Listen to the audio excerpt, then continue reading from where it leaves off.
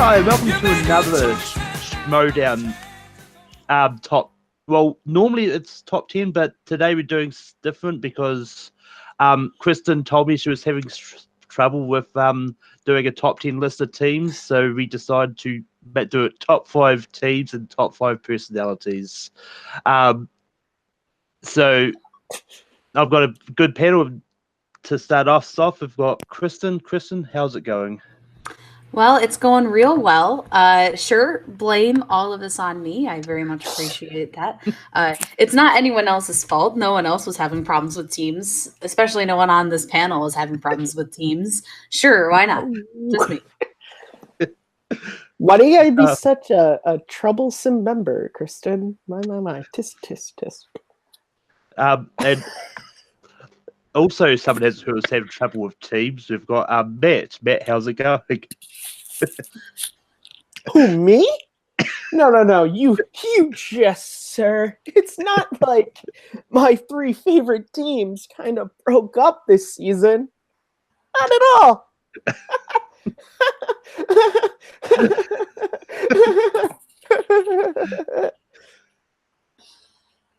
Hi, everyone. Also here we've got Brooklyn. Brooklyn, how's it going? Just absolutely dandy. I'm gonna be the polite Canadian and just let this conflict happen. Like Cody says, we back out of all conflicts. So I'm just gonna sit back here. I'll announce my list, talk about them, but yeah, yay, conflict at the start of the show. Wussy. So how this is going to work is we're going to start off with personalities, and we're going to go through our 5 to 3 first, then our number 2, then our number 1s. And to kick us off, Kristen, give us your 5 to 3 personalities now. All right, so this list was a lot of fun to put together just because it gave you the opportunity to think of people who aren't competitors. So just so everyone knows, if someone is a competitor, they can still be on this list, but this is just people who do stuff outside of competing on camera. So announcers and the commissioners and managers and that kind of thing. So if there's someone not on this list, I don't care. All right, so my number 5, let me find it, is Emma Fife. And I just think Emma did a ton for the Schmoedown this year. She's probably the most successful manager of the year in terms of what her group has accomplished, given the fact that she technically had Sam Whitwer on her league, I guess. And also with Rachel and Clark and Mark Andreyko as well. They all had ridiculously good years, and Emma won the Commissioner Bowl as well. Even though we can't count their competition, it's just a really cool storyline. So I think Emma did a great job supporting her team, and that's why she made my list over a lot of good choices. My number 4 is Jay Washington for kind of the same reason as Emma Fife. I mean, the Viper Squad had a really great year. I think they were super entertaining, one of the most entertaining factions. And Jay in particular has had an interesting year in terms of being really serious and Healy, and now being a little creepy nice, but he went through a big health scare earlier in the year, and literally days after coming out of the hospital was there to support Janine and gave an amazing promo for someone who had issues with his throat because of that health scare. So he is on my list almost solely for that reason, just because not very many people would do that, and he definitely did. And then my number 3 is Jen Sturger, the person who literally deals with everyone's stuff, literally all of their shit, and she does it very well. And some of the funniest moments in the Schmoedown happen because of Jen Sturger. So she is on my list just because she's indomitable, the champion of champions. But next up, I do not know what I'm talking about anymore, but never mind. But next up, to give us our 5 to 3, we've got Brooklyn. Brooklyn, what is your 5 to 3? All right, so my number 5 starts off with Koijandro. Although we got him only one time as a manager, his energy was extremely contagious, and it wanted me seeking out more. So hopefully, in 2019, we get to see him a little bit more as a manager or as a behind the scenes personality. Number 4 is Jay Washington. Similar to Kristen, takes a lot of balls to do what he did with the throat surgery that he had. Also, to add on there, his duality of being this kind of in-your-face, raw manager. We could be sort of heel, but tell it like it is. But then, like whenever somebody won, he turned into this bright, fluffy guy, almost like dancing on his tippy toes. So it was that was very entertaining. My number 3 is actually Ken Knapsack.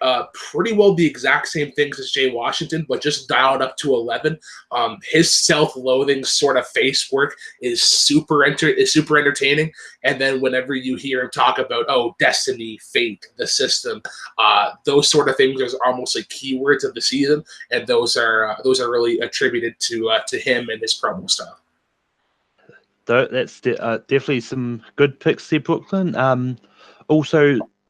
And so next person to give us their 5 to 3 is Matt. Matt, hit us with them. Hit you? Okay. I'm gonna hit you with these. My 5 to 3. So at number 5, I have Roxy Stryer. She started off the beginning of this year. She was manager of DC Movie News, and then that fashion kind of broke up, and she came back in the Anarchy tournament. I thought, and that's kind of where she sort of is able to land on my top 5 list. I thought she worked really well off of Jeff and Mark. She got them all the way to the semifinals. Roxy's just awesome. She just has a really great personality for a manager. Number 4, I have Jen Sturger. Like Kristen said, she deals with all the wacky craziness that goes on during this post-match interviews, and she handles it like a champ. But the thing I like is that for the Wildberry stuff and Josh McCouga, she just rolls with that as well. And I think that's the thing I like about Jen's personality. She kind of just rolls with it. Like when Roka and Merle are getting real emotional, she'll get emotional with them too. When the Charwolves win, she'll get emotional with that. But then when McCouga or the Wildberries are going real crazy, she's just right there with them. And then at number 3, I have Ken Knapsack. Everything this man does, just fighting the system. He's amazing. Just the heel turn of Ken it started last season and just seen it really kind of flourish this season. I've just enjoyed, and it really comes down to that system thing. Like I never really heard anyone talk about the Schmoedown behind the scenes like that until him.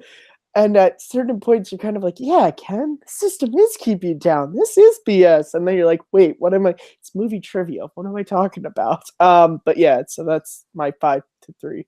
And I did that really fast. I just realized.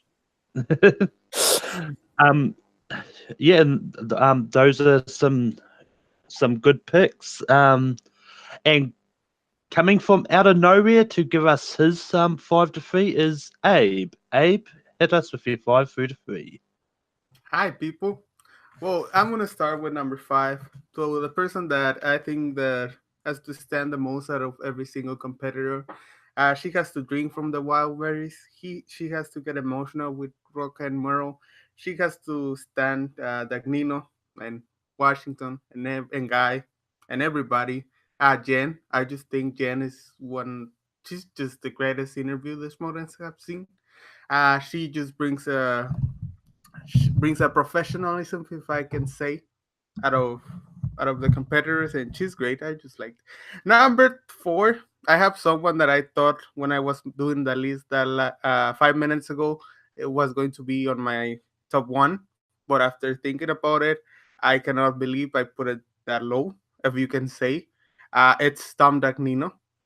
He is just a machine of quotes, of personality, of everything. He's probably number 1 if we're doing all time, but to talking about the season, Tom Dagnino is my number 4. Number 3, I believe I'm the only person that has this person on the list because I believe he's one of the greatest. He's the right commissioner of the Schmoedown. He did not do anything wrong. His interactions with Mr. Kalinowski were the best part. If you can, the best storyline of the season is that his Mumblebee, how you call him, Mumblebee? I don't know. I'm not sure. I don't know the word. It's just amazing seeing that doing every single clip with that is funny. Like if you talk about the McQueenie, the Brienne, the what else? I don't know. He has a lot of things going on, and he's great. He's the real commissioner. Hashtag that real commissioner. I don't know if that will stick, but I like that. If anyone can make it stick, I'm sure we can make it get out there, because I mean, there's been so many hashtags people have made stick. Anyway, now it's down to me.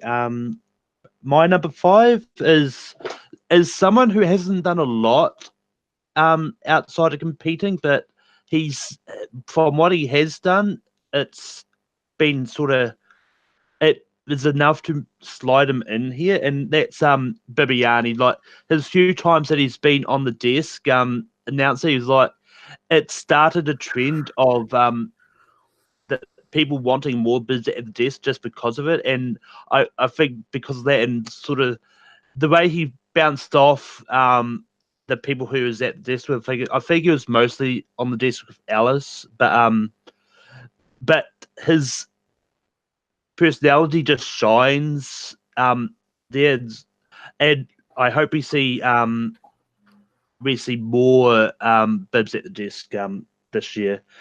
My number 4 is Roxy Stryer. Roxy's just a newish manager there, so she's done a lot, and she just shown, and I believe the odd couple staying together, so we're probably going to see more Roxy as well. So let's hope she gets more to do this.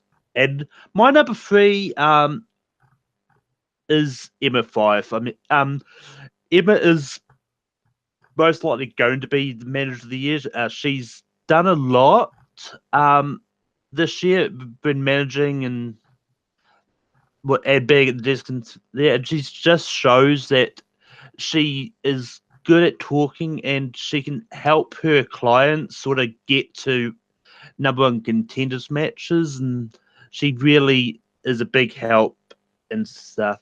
But yeah, that was my 5 through to 3. So, Kristen, what is your number 2 personality? Okie dokie. My number 2 personality is not going to make anyone mad in this call. No one is going to be mad that it's not first, because he literally put in our group chat that if this person isn't first, then we did our lists wrong, and it's Tom Dagnino. So suck it, Matt. No, so Tom Dagnino, he is always a great personality. Honestly, he maybe has not done as much this season as he's done in previous seasons. However, you can literally put almost every single thing this guy says on a t-shirt and I would buy it. And I don't know how you can be more personable than that. Like, this is just a person who makes a ton of funny jokes, does a great job managing. If you want to talk about the best managers in the league, he would be number 1 without a question. This guy does so much when he manages teams. He's pacing on the sidelines. He's helping them figure out what the players' weaknesses are, and getting them to settle down and making sure they know when to call for issues and stuff. He does so much behind the scenes, which really accumulates into this good ranking for him at number 2. And he really deserves to be on everyone's list. And he's unfortunately not, but whatever. It's fine. There's another person who also deserves to be on everyone's list who's not, but whatever. It's fine. Whatever. It's my number 2. Next up to give us his number 2 personality is Brooklyn. Brooklyn, what is your number 2 personality? All right. So my number 2 is one Mark Ellis. When you think about an anchor, excuse me, when you think about an anchor in the Schmoedown community, Mark Ellis is probably the first one that comes to mind. You could probably throw Christian Harloff as like a slash in here as well, because he provides sort of the same role. When you think about controversy in the Schmoedown, whether it be a weird ruling, challenges, this person here doesn't deserve to be there, just awful things that happen, Mark Ellis is often the anchor, the person that is sort of the voice for the Schmoedown. Often the first person you hear after a challenge is Mark Ellis. He provides the ruling, and he is often considered like one of the fair ones. Everybody sort of agrees with him. He doesn't favor, super unbiased, and I think just the way that he handles himself as an announcer is extremely professional, and that work should be recognized. We're going to flick it over to Matt. Matt, what is your number 2? My number 2. I made someone on this panel, I'm not gonna name names, made them upset. Upset's the wrong word, but they were like, Matt, come on, what are you doing? But it's my number 2 anyway. So my number 2 is Bruce Campbell. No, it's not Bruce Campbell, although I wish it should. Bruce Campbell is, I literally just messed up. I'm sorry. My number 2 is Mike Kalinowski. He was more of a competitor, but the reason why I put him at number 2 is because his personality and is what drove the second half of the season. It's because of him and all the stuff of like, is Mike technically the commissioner that created the Anarchy tournament, the Energetum tournament, and all of this? So I think he has a place as being one of the best personalities of the 2018 season. Yeah, Mike will be happy to be included on at least one of these lists. But Abe, what is your number 2 personality? There was one main storyline through the season, and there was one anchor, and that is the one I share with my companion. I wouldn't call it a friend, I would call it a co-worker, Matthew Kearns. It's Mike Kalinowski. Once he's during hell, fire was coming. I think I didn't put it at the top because that ending of the season of he being manipulated by someone was not of my. I didn't like it that much, and I think that turned into number 2. But I still think that when people look back at the 2018 season, they're gonna call it 2K18, and you know what is the K, right? Because Kalinowski. Oh, I'm sure be a comedian. I'm making people laugh, but they're muted. So Mike Kalinowski is my numero 2. I mean, I'm sure you could add sitcom canned laughter there somewhere, Abe. But anyway, it's back to me. My number 2 personality is Mark Ellis. Pretty much the same reasons that sort of Brooklyn said, is like just his quotes. Like he probably would be number 1 if we were doing all time list.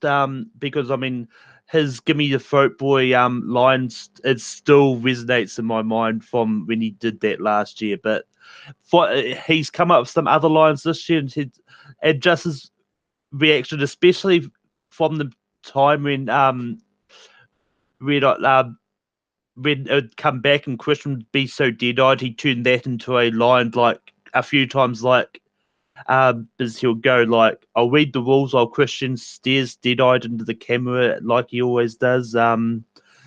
He's just one of those ones which is always good with lines and definitely has some good comments depending on what the question is and depending on what his co-panelist is at the table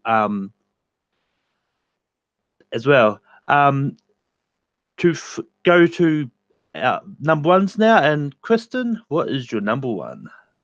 All right, my number 1 is the one until Abe joined that everyone forgot, and that's Thad Williams. Because you want to talk about someone who's literally done everything for the Schmoedown this year.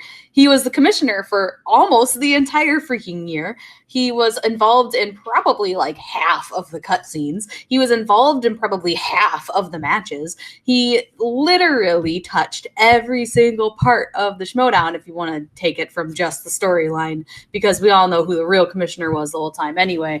But he just did so much. And you don't have to like his personality. Like, I don't like Andrew Guy's personality on the Schmoedown, but he has one, and it's one that I find enjoyable, even if I dislike it. Same with Tom Dagnino. I don't necessarily have to like their personalities for them to have them. He might, be a little whiny, but if he wasn't, then hashtag poor Thad wouldn't be one of my favorite hashtags of 2018. Seriously, though, I think that it's just a crime that more people don't have him on their list. I'm really happy that Abe joined because he did. But it ruined a joke I had planned, so now I'm upset because if I tell the joke, it's not as funny. In any case, he just... There was so much that he did this year. You can like him, you could not like him, but the amount of accomplishments he has within the Schmoedown for storylines and everything in 2018, he certainly deserves a top spot on my list. Yeah, I mean, Fad is definitely one that was hard to leave off my own one, but Brooklyn, what is your number one?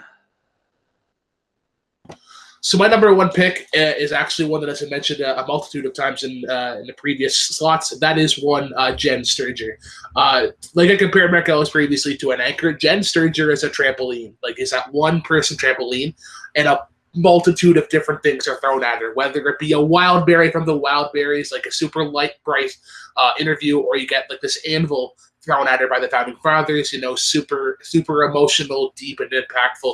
She has to take whatever's thrown at her and bounce it back so that it lands safely and, goes with the overall flow of what the Schmoedown is supposed to be.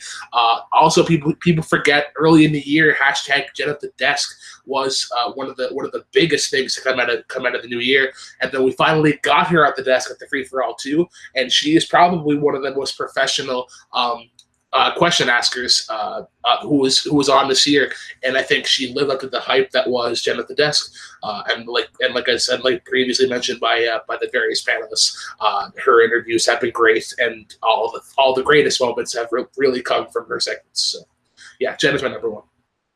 Yeah, and hopefully we see more Jen at the Desk as well. Also, to hit us with his number one, which is probably going to be very surprising, Matt, who's your number one? My number one is probably going to be very, very surprising because it is Johnny G. No, it's not. It's not him. It's Tom Dagnino. Guys, what are you doing with your list here? You want to talk about fad and all? Come on, Tom Dagnino. This man, his personality is it's unexplainable because it's so good. It's like the ending of 2001, where you evolve into like the next form of humanity. That's Tom Dagnino in the Schmoedown. He is so evolved when it comes to personality and on the mic abilities that he's no mere man.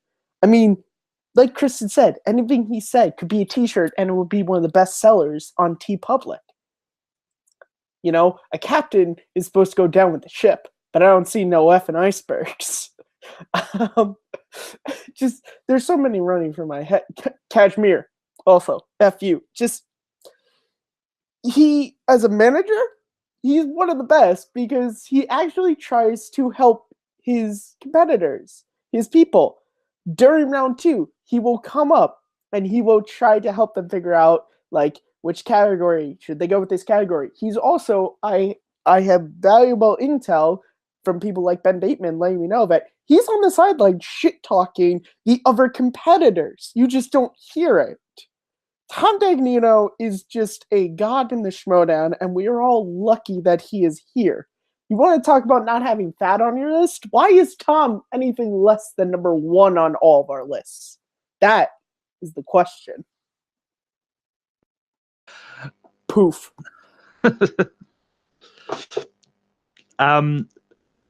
but yeah, that it was definitely a not so surprising number one in the end. But anyway, Abe, who is your number one?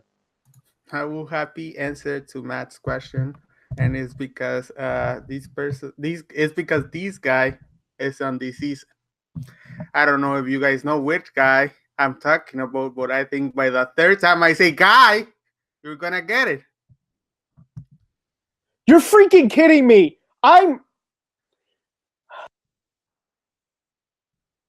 I think Andrew Guy is the biggest personality has come out. You can forget his matches against Merle, against Riley, against Roca.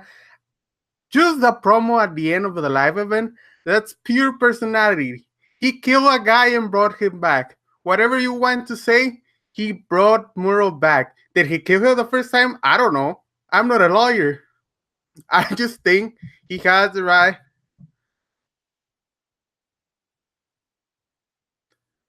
I don't care. What the fuck? What do you mean I don't care? Okay, I can cut this. I'm giving an argument. You're not editing this. You're not editing this.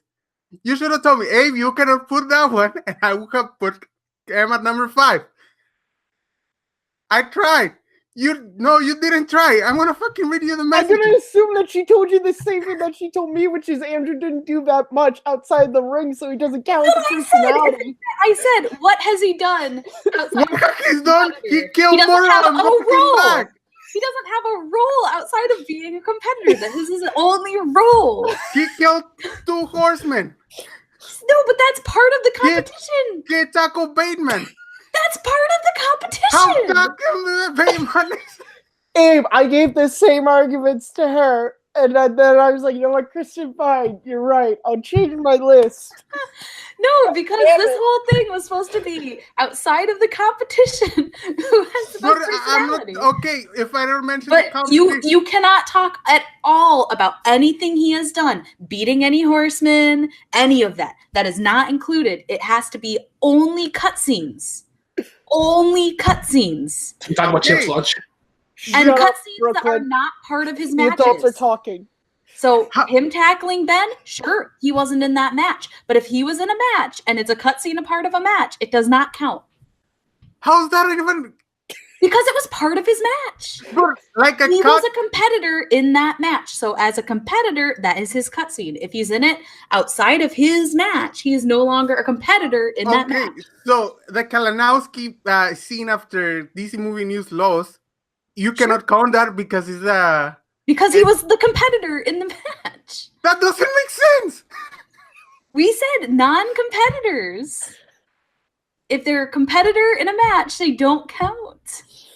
Oh, That's guy just get number 1. Okay, then guy just gets number 1 because he tackled Bayman and he killed Merle. Fine. And he brought him back. That's the only reason he's number 1. We've been arguing like for 5 minutes. I never yell at these fucking people. I usually like them. I don't like Matt. But he is number 1 because he tackles people. I don't care if you have something else to say. Bye.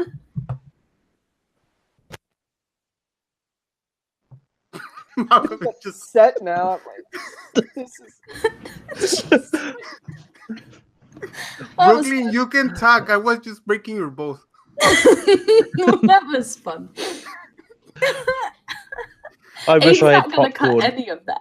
No, I Leave won't. it all in. Leave it all in. No, leave it all in because I want people to know Andrew Guy was my number 2. And He I was. said to Kristen, to which she was like, okay, what do you do out of the ring? And I was like, oh, well, Taco Ben. She's like, oh, well, okay. And I got, even though it wasn't on call, I got the thing of she's like doing that. I was like, okay, fine. Which, by the way, she asked a No, question. you did not. I said you can include him if you want, but you have to make the case for him being on it. I just said, what is his role outside of competitor? Being I just need you guys to awesome. think critically. God. So anyway, after Why the can't we heated, be friends? Why can't we be friends? Why can't we? Eve's gotta Because be no one friends listens up. to me when I set rules. Eve's gotta be I listened. I gave you 5 You did. people. Brooklyn wasn't even in our discussion planning this, and he did it right. Hey, Kristen, did I put Andrew Guy on my list, or did I change my You ranking? changed it. You I changed did. Look, at the end, we can record this and we wasted 2 hours of our life and I will never upload it. You can have whoever you want on your list, Abe. I just can't include any of their competitor stuff. That's all. Okay. Before we start, I have just like if we put Karloff and he revealing Paulie G at the end, does that count as a story as a personality because it wasn't his match? It was in his match. Yeah, he was part. He was a competitor when he did that as part of his storyline as a competitor. But the match had ended. But it still is. It's like saying the post-match interview is right. post the match, but it still is a part of the match. I think Kristen is a communist. No, that's why I didn't have Christian Harloff on my list, because his biggest reveal this whole season was part of his competitor thing. It happened while he was competing in a match.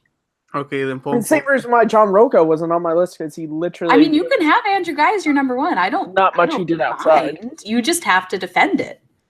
I just think you have a flaw argument about who to put as a personality. That's a whole problem. I think he was missing the point that Kristen's trying to do. Is we're trying to celebrate non-competitors. Yes, we're trying to celebrate. Children, I will turn this car around and we will not go to Frosty Treat for dessert. What the hell is Frosty Treat? Frosty Treat is one of the greatest PEI dessert shops ever. You call it ice cream in America. Ice cream. He's not gonna. This is gonna be the worst episode. We're gonna leave this all in. It's all gonna be in. Or he's gonna use it as a blooper reel 5 months from now. Actually, when we reach, I think 75, I'm gonna. 75 bloopers? Oh no, 75. Like five videos ago, 75 bloopers. You know, shut up. Oh, what do you care? What do you care? I'm just a co-worker. Why does it matter what? Malcolm, please continue. So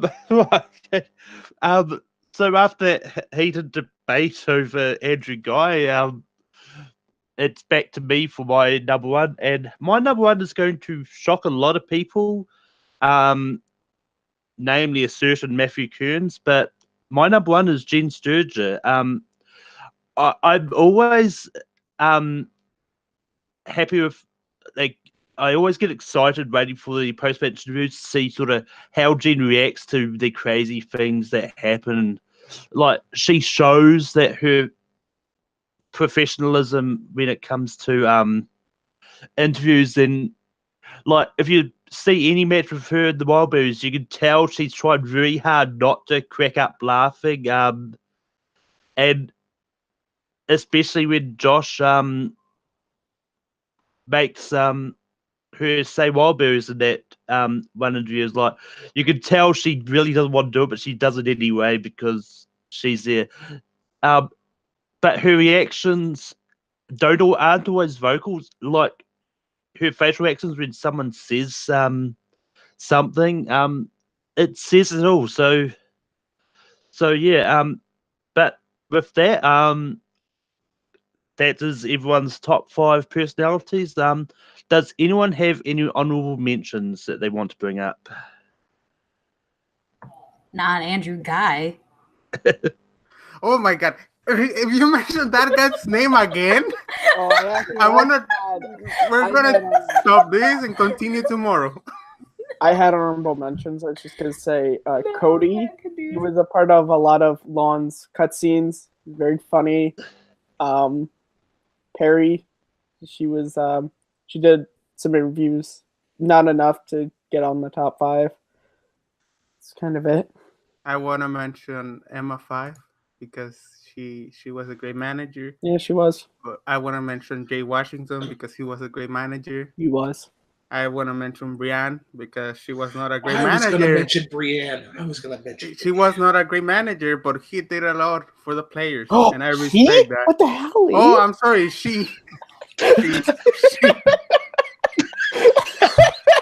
You know, I'm gonna cut there, and you mention Matt, and you mention Brienne. I cannot stand these people. I just put a name, guy. Um, I'm sorry, I don't understand. I'm having a great time. So am I. Brooklyn, how about them honorable mentions? Brooklyn, you were going to say something? Yeah, sorry. Fuck. Just trying to calm myself down so I don't fucking piss myself laughing. Gross. Brooklyn cannot laugh, you fucking assholes. He can't? Oh. No, because of Okay, I can't laugh super hard. Oh, jeez. Calls with us then. Yeah, that's your fault. Yeah, No, I've learned to control it, but yeah. He's like the Hulk. You want to know what my definitely always laughing. All right. So, yeah. So for honorable mentions, the one that I have is Brienne Chandler. She was integral in some of the cutscenes. She was sort of the union person. She really sort of associated herself with Tom DeNito there for a little bit. She really tried to bring the Patreon into part of like the character of the show, almost like a meta fourth wall thing. And then whenever she did her interviews were pretty entertaining. My only actual one is Christian Harloff, who didn't have a ton of storyline this year, which is kind of the only reason that he wasn't a part of my list. He was on the announcer desk a million times, but he like dropped his big bombshell at the end of the year. If it was in the middle of the year, think of what could have happened. But next year, it's probably going to be pretty high up there, right? Or is next year this year, technically? Oh, yeah, you're right. Inception. Boom, boom. But I mean, for me, some of my own mentions is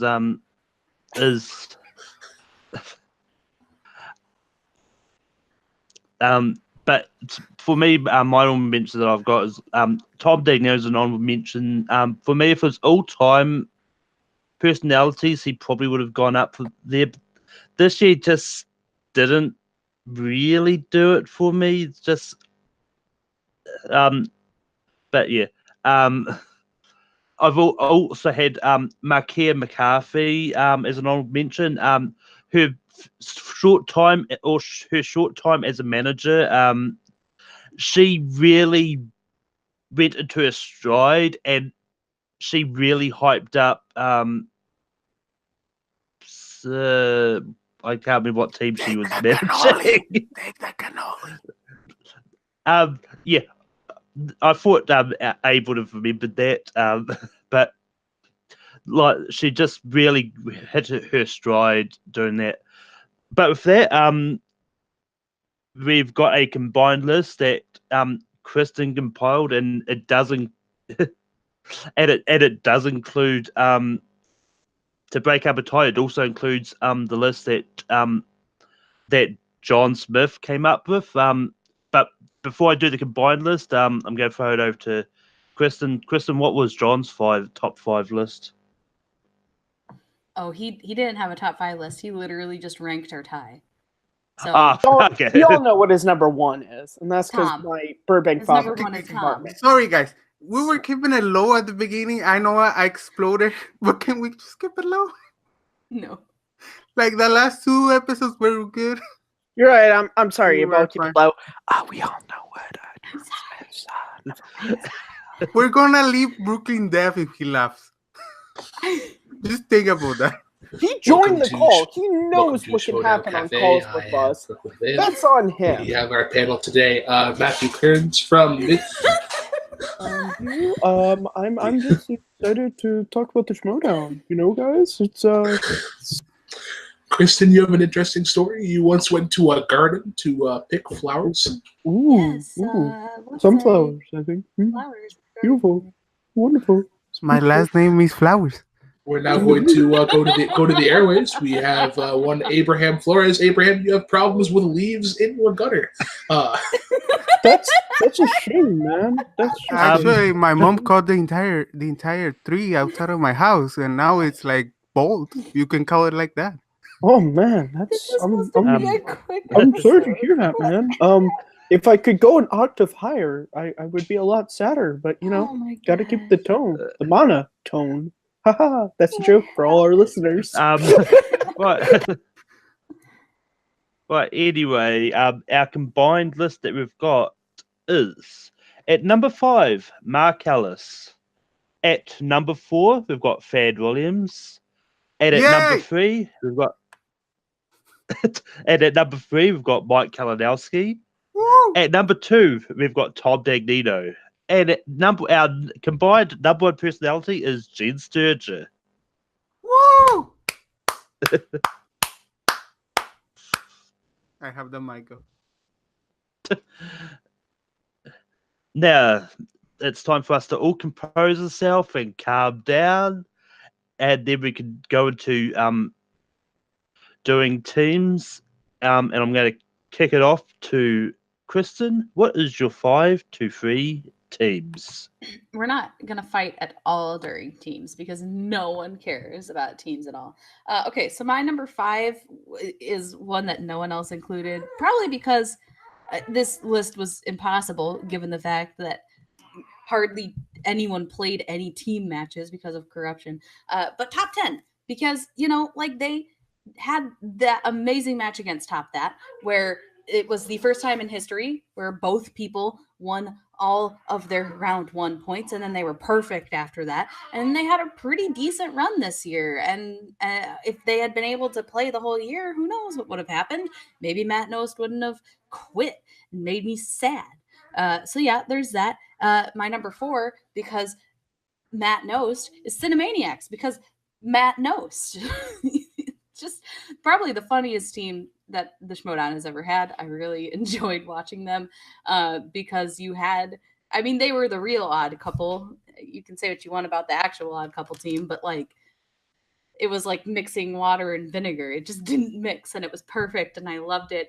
And they're the best. And then my number 3 is Who's the Boss? Because they were really great. I'm shocked at how good they were because I didn't think Riley and Ben were going to mesh as well as they did. And the first time they went out, they really didn't mesh that well. And then their teamwork just kept getting better and better and better. And plus you have Tom Dagnino managing them. So it was just like a beautiful disaster that somehow worked so well and made Cara very sad. So they are my number 3. Yeah, that was definitely great top bottom 3. Brooklyn, what is your 5-3? All right, so my number 5 is actually critically acclaimed. These guys, much like a locomotive, had a lot of steam going into the start of the year, and then anarchy happened, and it just killed any momentum that they had. So I kind of wish that I got to see more critically acclaimed. Kind of curious to see what they would have done, but I feel like they sort of caught their stride at the start of the year and got to do some really, really cool stuff, sort of embracing their facey, sort of quirky side. Number 4 is the Harris brothers, a team that only had a few matches, but they were a breath of fresh air. I didn't know that I needed this snarky sort of professor characters that were that tried to play off as smart assholes, but was at the same time they were sort of poking fun at themselves. It was they were very complex characters, and I giggled almost the entirety of the time of their promos. They actually they did pretty good. They took down some pretty big teams. Cough, odd couple, cough. And number 3, we have the corruption. I am incredibly biased in this team selection because it features one Chance Ellison, who came from these realms of the fan communities, and him being paired with Mike Kalinowski is something I didn't realize that I needed. And it's they had a great run, and I'm sure they will do a plethora of great things in 2019. Yeah, Chance is definitely a great friend of the community, and definitely one that may pop up again due to Matthew's list. Matthew, what is your 5-3? At number 5, I have a team that literally I know for a fact no one else has on the list. They have one team match very early on this season, and their team dropped again. But I had the Lions Den. Tom Dagnino and Ken Knapsack were on a team together. I didn't know I wanted this until I saw that promo they did together. It was just so perfect. They worked so well off each other. I was so upset that what happened to Lion's Den happened because Ken and Tom just couldn't. Okay, you know what? That's just rude. We all have opinions. You biased person.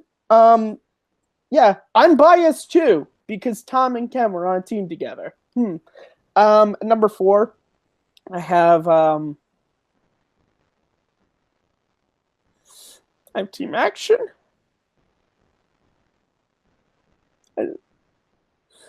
I'm just gonna go to my number 3 because I can't talk about it. It's just hard, man. My number 3, I have Cinemaniacs. Like with the Lion's Den, where I didn't know I wanted Tom and Ken to team up. I really never thought I wanted Matt Nose and William Bibiani on a team, and then I saw them. I was afraid, and I guess it was wrong. I was afraid that because the thing that worked about Top 10 was Rocco was always really into the game. And then Nos was kind of like he was into the game, but he wouldn't get as hyped in a way.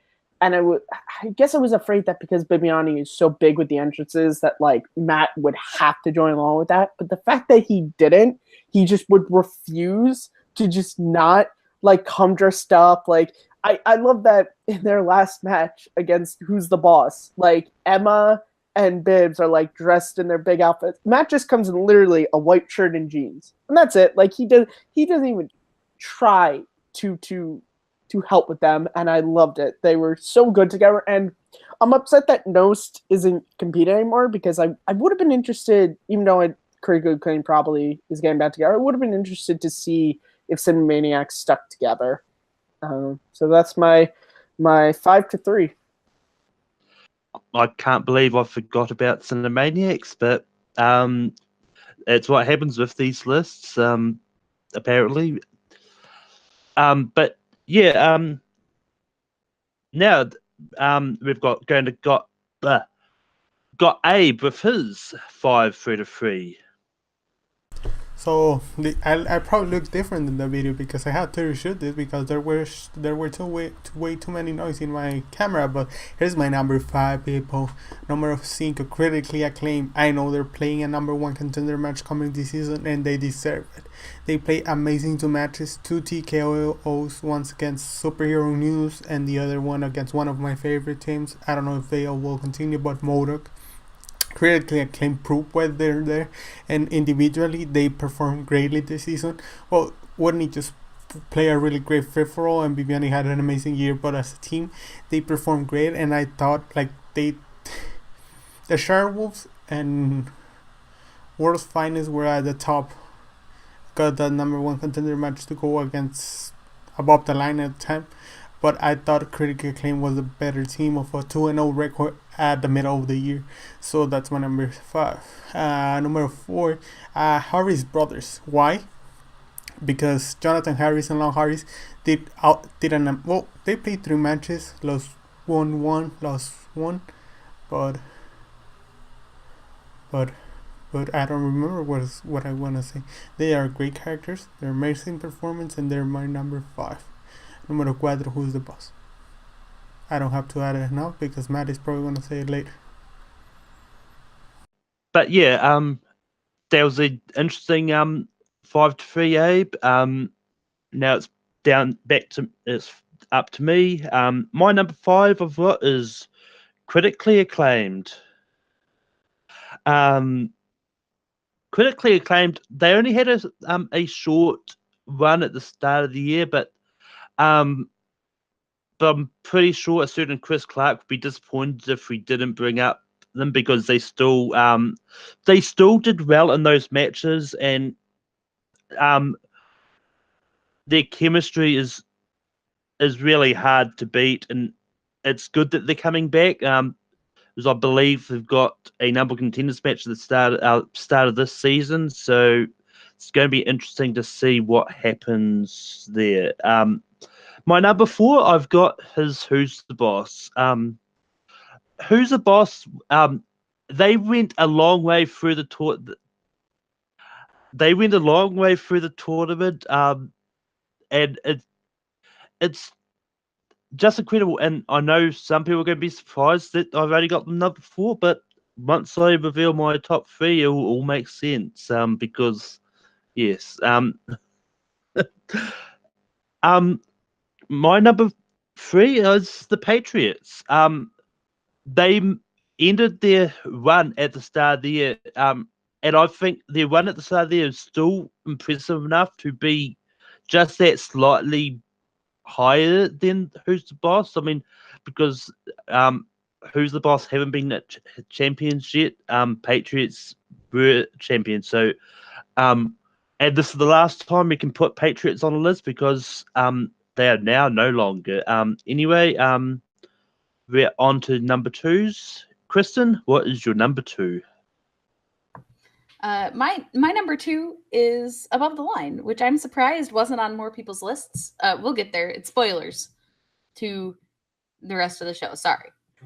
I have all the lists. In any case, I'm shocked that it's not on more people's lists because they went and beat the unbeatable this season, and they did it twice in one season. I mean, that's a huge accomplishment.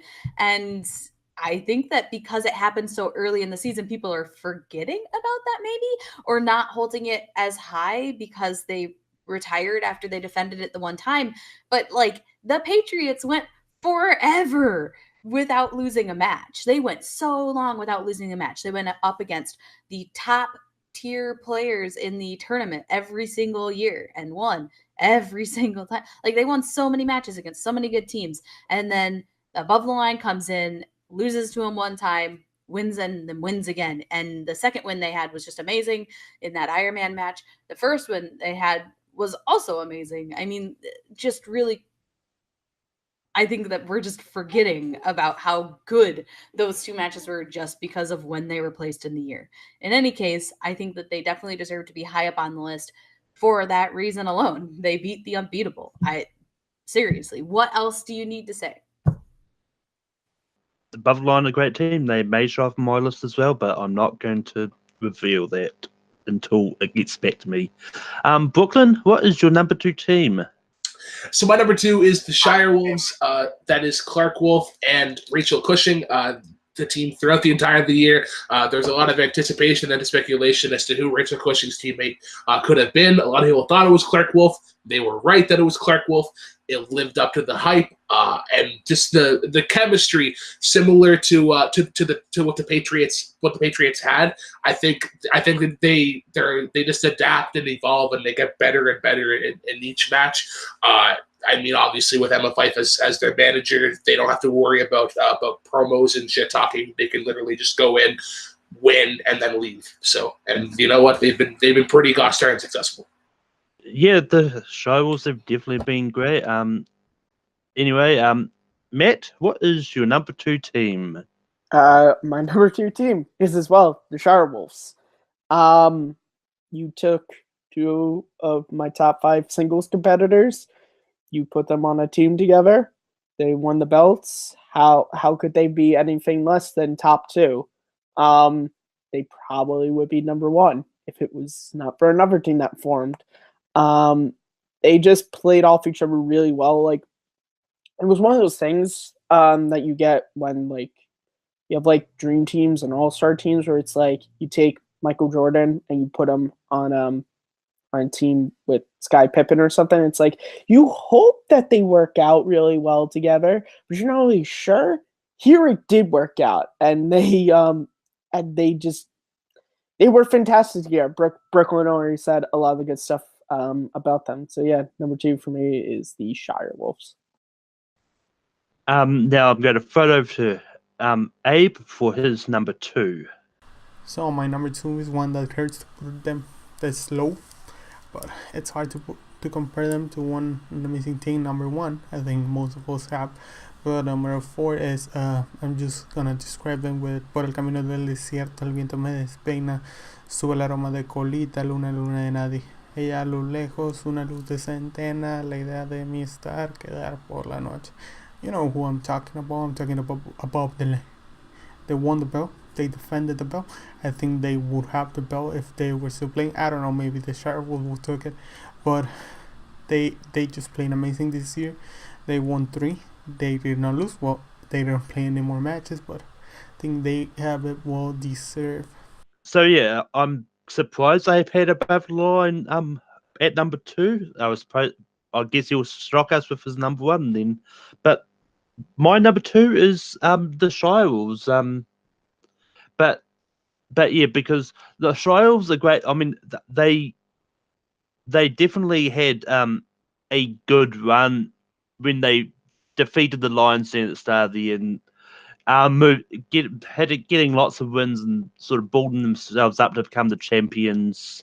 But yeah, it's like, I mean, I would have had the number 1, but if it wasn't for another team, then they probably they would be. But Shiles are just great, and there's really not a lot I can say that people haven't said already, but they definitely had a great defense. It's spectacular, and here's hoping they continue a run just like the Patriots did. So, yeah.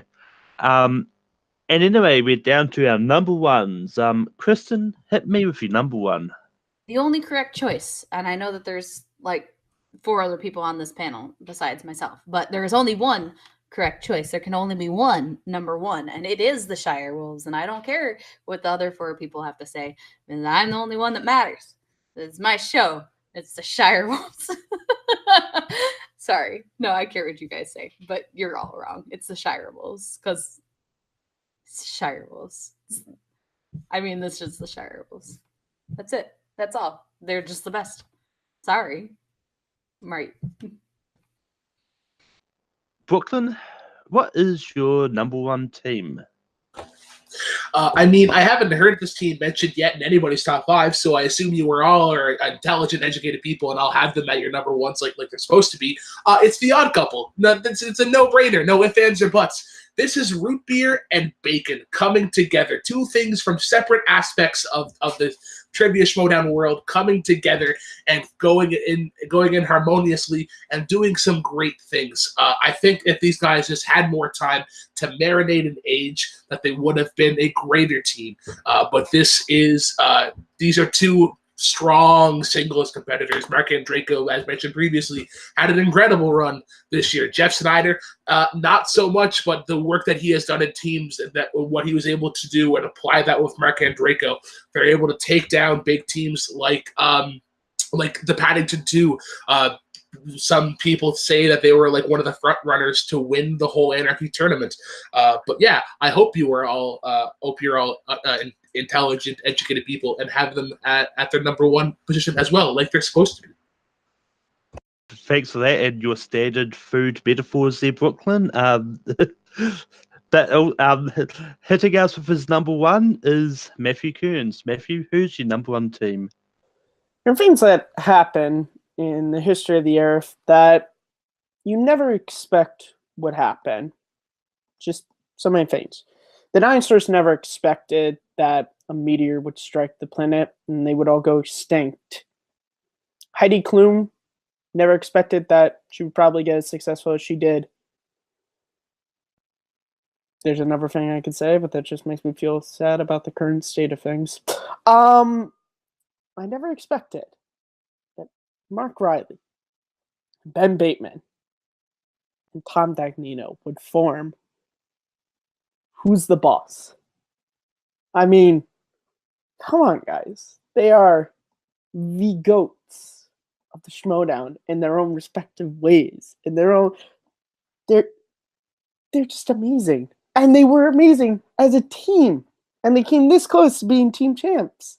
And that is why, even though I do love the Shire Wolves, I don't think they're going to be able to go on a Patriot-style run because Who's the Boss exists.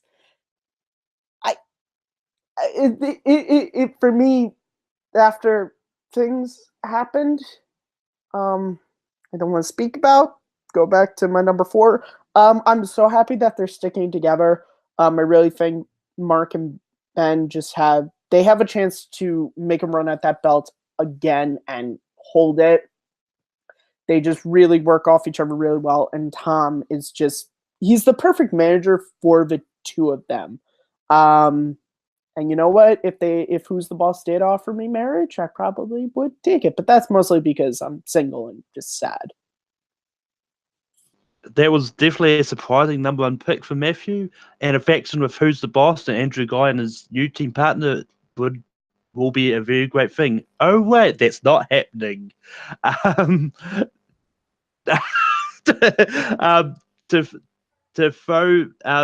To go to his number 1, Abe, who is your number 1? Number 1, the Sherwolf. Well, is there anything else to say? They are just a killer team. They performed greatly. They defended the belt. They won it. They solidified themselves as champions. It's one of the hottest teams the Schmoedown has ever seen. Something Above the Line couldn't do the first time they won the belt. That was a breaking point of a tiebreaker for me in terms of ranking them. Clark and Rachel play amazing together, and I'm hoping to see much more of them this season. That was definitely a great number 1 pick there, Abe. It's probably going to make the combined list, but we'll find out after I give my number 1. My number 1 is Above the Line. This is the team that stopped the Patriots in the tracks. No one ever saw Patriots being defeated at all, and it's just everyone just saw thought Drew and Sam together would be great, and they toppled the Patriots off, became team champions, and defended it before retiring. Hashtag sorry Linus, but because Linus does not want to remember Sam retiring, but yeah. And that was my number 1. Before I go into the combined list, does anyone have any honorable mentions they want to bring up that haven't already been mentioned?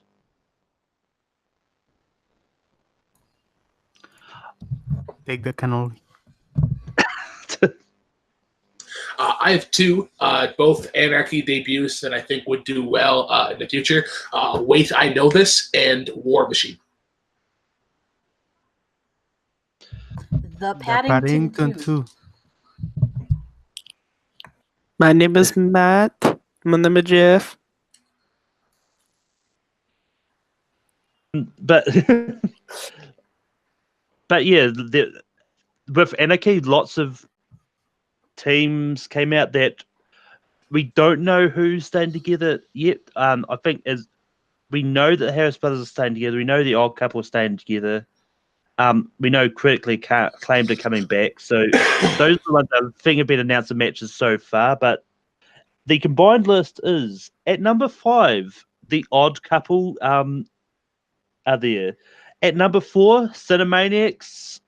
At number 3, Who's the Boss? At number 2, Above the Line.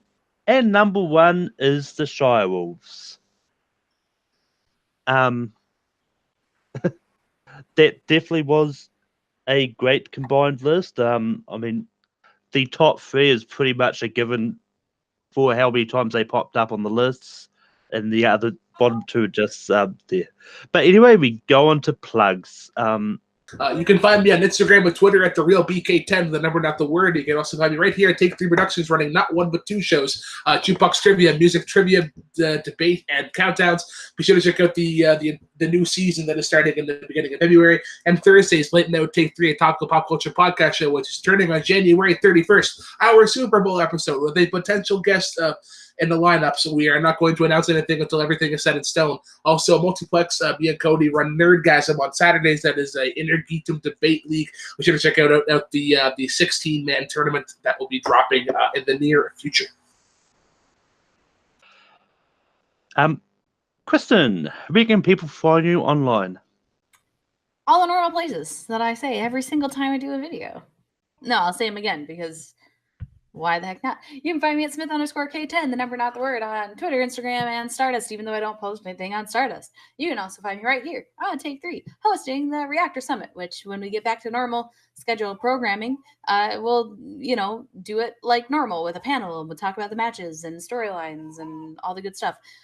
You can also find the next episode of this where we're going to talk about the best competitors overall in the Schmoedown for 2018. Going to be a great list. No one's going to fight. I lied. We're all going to fight. It's going to be great. I'm looking forward to it. But by the time this posts, you can also find me at the live event in New York. So that'll be fun. Can't wait to see you guys all there. And it's going to be great. It's going to be mind-blowing, I'm sure. So.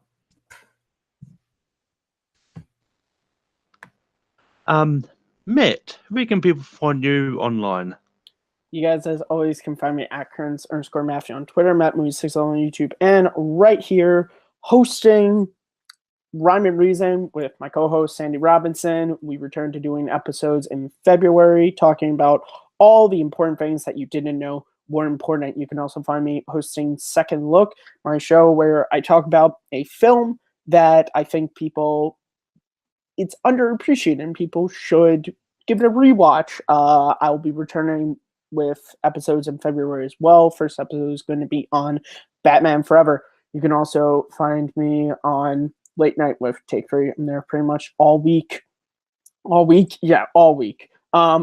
time, as well as these top 10 episodes. And you can also find me at the New York live event. I will be handing out autographs for $2 each. If you want a picture, that's $5.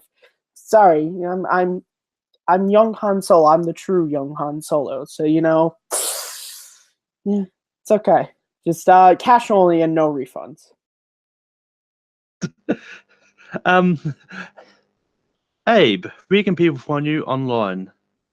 Hey people, I didn't even shoot the plug that day because I was worried, but you can follow me at Twitter at AbrahamF25. You can watch me every Wednesday on Gone with the Wind, where me and Manning and Malcolm and Ryan and these guys that I don't remember his name, and Dan, and I don't know, maybe a terrorist shows up.